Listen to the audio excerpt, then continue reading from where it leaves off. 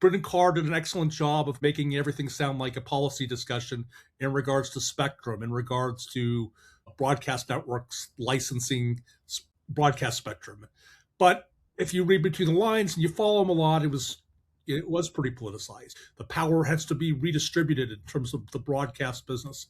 The national networks have too much power and they're forcing content that Americans don't want down the throats of local stations.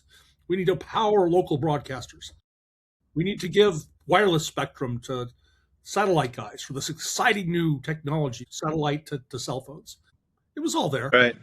The thing that the bit there that I'm interested in that caught my ear, what you were talking about, was trying to shift that power between the national networks and the companies that pay money to get programming from the networks to put on their local former printing presses that are no longer quite that.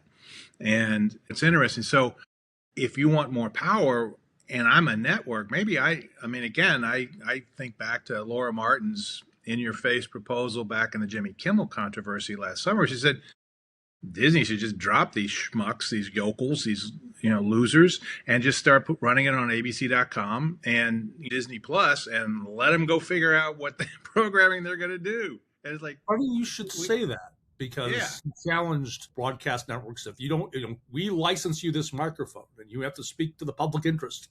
And if you don't want to do that, you're free to start a cable channel, or a podcast, or a YouTube channel. Go for it. Oh, but there's no FCC licensing for the network in the same way that there are for the broadcast stations. Isn't that correct? They could go and then just turn it into a streaming service, and the FCC would have no power over it. That's true. And I'm sure they would try to exert it, but they really wouldn't have. Anyway, that being said, it suggests there may be an ongoing conversation about that, even as Nexstar and Sinclair are rolling up smaller station groups and pleading their case for more power to take on, good luck on this one, Chris Ripley, take on YouTube TV and Apple TV and all the rest. It's like, it's going to work out. That being said, there was no haymakers. There's nothing that we haven't heard before.